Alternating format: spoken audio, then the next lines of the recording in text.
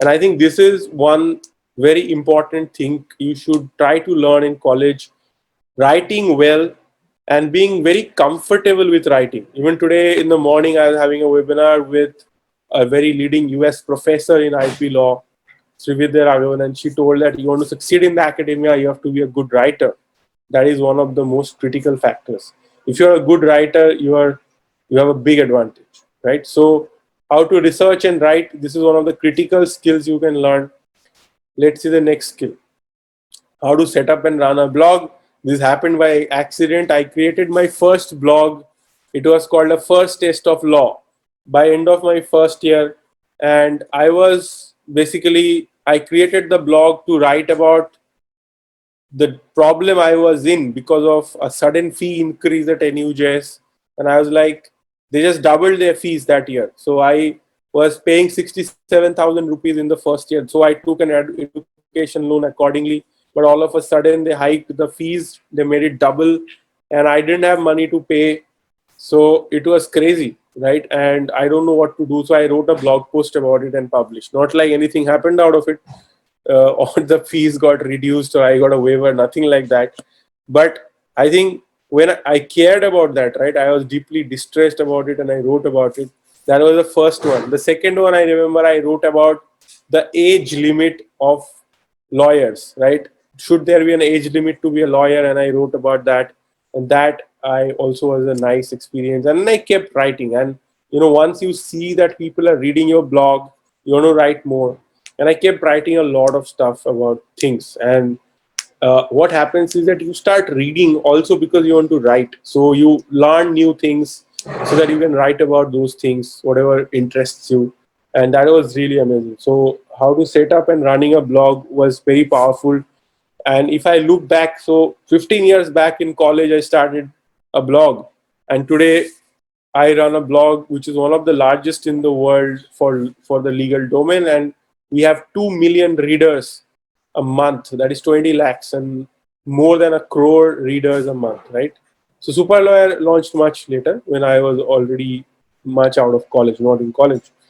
But yeah, so setting up and running a blog. So now I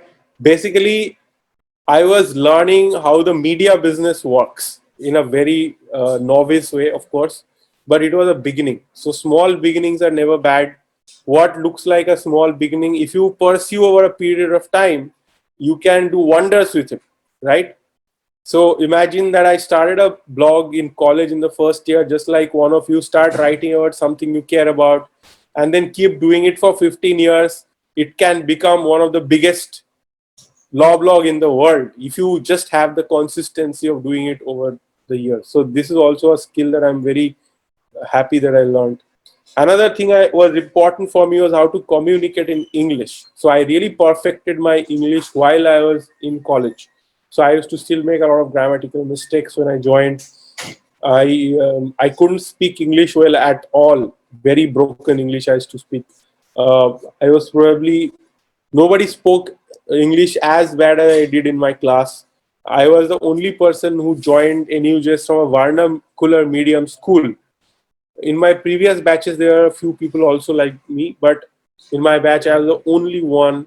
So imagine being in a college where everybody is from posh schools and speaks great English, and you cannot.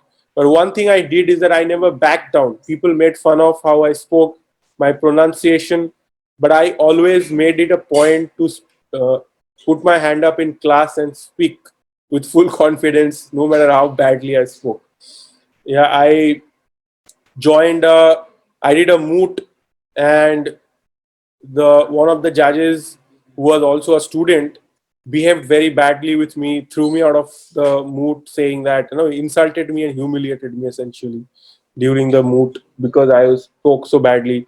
There was I went for debating, selections, and I was ranked the last. I went to NUJS, so I ranked the last from bottom. Except there was one more guy who went drunk and abused the judges. He was ranked below mine, so I was second from the bottom. So I was facing all these kind of debacles, right, and was not succeeding at all. It's not like I was just succeeding from the beginning. So I was facing a lot of problems. In fact, for the first time writing papers in English was a challenge itself, right? How am I going to write an entire paper in English? Because I've never done that in school. I was in Bengali medium schools. So it was, that itself was a challenge. But the thing is that throwing yourself into that challenge, facing it head on, and I decided I'll not speak in any other language. I stopped speaking Bengali, I stopped speaking Hindi, only speaking English.